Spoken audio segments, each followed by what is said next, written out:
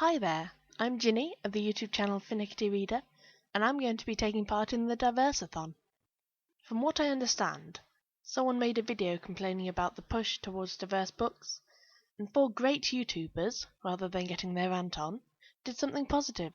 They created a readathon for diverse reading, be that ethnically diverse, culturally diverse, economically diverse, or neurologically diverse.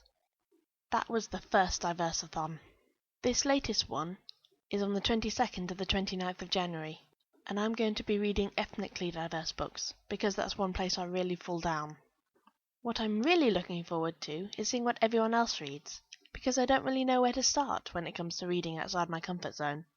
I have 3 books on my shelves that I would consider ethnically diverse. Not many I know.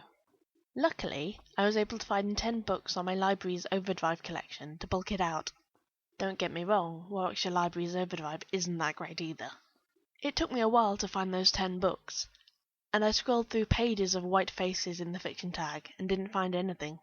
Quite a few of the books on the list I found in the Women's Studies page. What I really hope to do is to take what I learned during this event and use it to change my normal reading habits. But on to the books I've been reading. Since my last video, I've ticked off 2 books, but one of them was a DNF. So there's that. The book I finished is one you've been hearing about for ages, A New History of Ireland by Christine Keneally. I was only reading it for 4 days, but it felt like weeks. This was a hard book, but I did like it.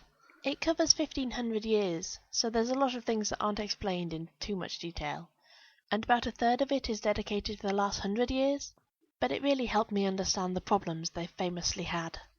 If you want more than a simple understanding of what's covered, I'd suggest coming to this book with note-making pens and highlighters at the ready.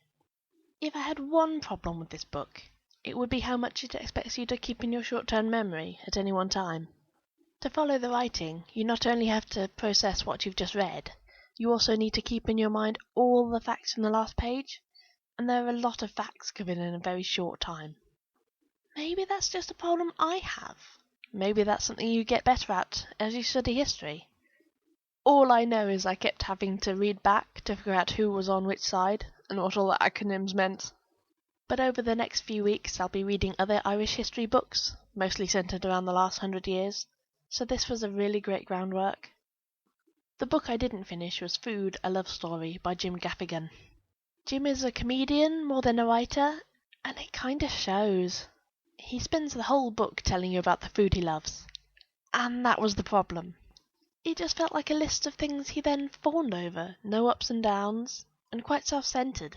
Maybe that was done for comedic effect, but he talked more than once about how his wife criticized him for leaving her waiting at a table for over an hour with 5 young children, because he really wanted food from this specific place.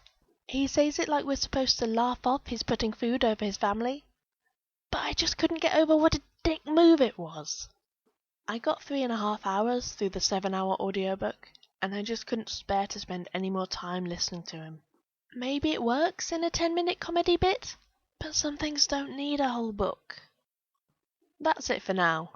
I've started reading a book about the Cormac brothers, 2 young men who were hanged for murder they might not have actually committed. But I'm not even 10 pages in yet. I hope you enjoyed this video, guys. Talk to you later.